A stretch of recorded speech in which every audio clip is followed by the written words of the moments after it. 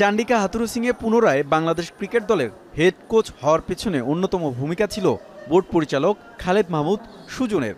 মাঠ ও মাঠের বাইরে তাদের দুয়ের রসায়নও ছিল চমৎকার, কিন্তু দারুণ সে সম্পর্ক ফাটল ধরে 2023 ওয়ানডে বিশ্বকাপে। দলের উপর অগ্রাধিকার বাস্তবায়নে টিম ডিরেক্টর সুজনের সঙ্গে দ্বন্দ্বে জড়ান হাথুরু। হেড কোচের ওপর ক্ষুব্ধ হয়ে গণমাধ্যমে ক্ষোভ প্রকাশ করেছিলেন খালেদ মাহমুদ সুজন। তবে তাদের দ্বন্দ্বের ব্যাপারটি এতদিন প্রকাশ্যে আনেনি ক্রিকেট বোর্ড। অবশেষে হাথুরু ও সুজনের দ্বন্দ্বের ব্যাপারটি স্বীকার করল বিসিবি।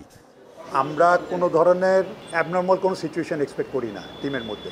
কোনো একটা হয়তো ইস্যু নিয়ে হয়তো তাদের মধ্যে ডিফারেন্স হতে পারে, হয়তো এরকম সিচুয়েশন হয়েছে, এবং আশা করবে যে যাতে ভবিষ্যতে আমাদের এরকম কোনো আনহেলদি কোনো সিচুয়েশন না হয়।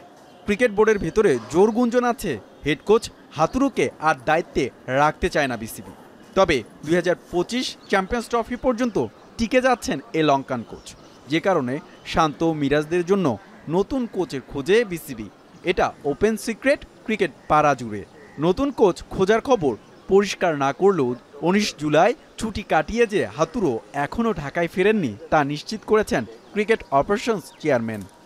কোচ চেঞ্জ হওয়া না হওয়া এটা বোর্ডের থেকে সিদ্ধান্ত হয়, তো এই ধরনের এখন কোনো ওরকম কোনো সিদ্ধান্ত হয় নাই।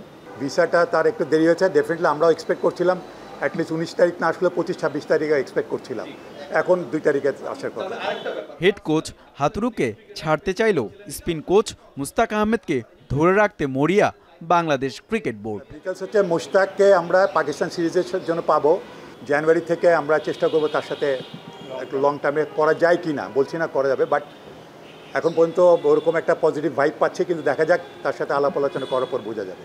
এদিকে পাকিস্তান সফরে নিরাপত্তার ব্যাপারে পরিষ্কার ধারণা পেয়েছে বিসিবি। পাকিস্তান সফরে নেই কোনো ক্রিকেটারের আপত্তি। কোনো ক্রিকেটারকে এখানে যাওয়ার জন্য যে কেউ রিল্যাক্টেন্ট কিনা সেটাও না। হুমায়ুন কবির রোজ, এখন, ঢাকা।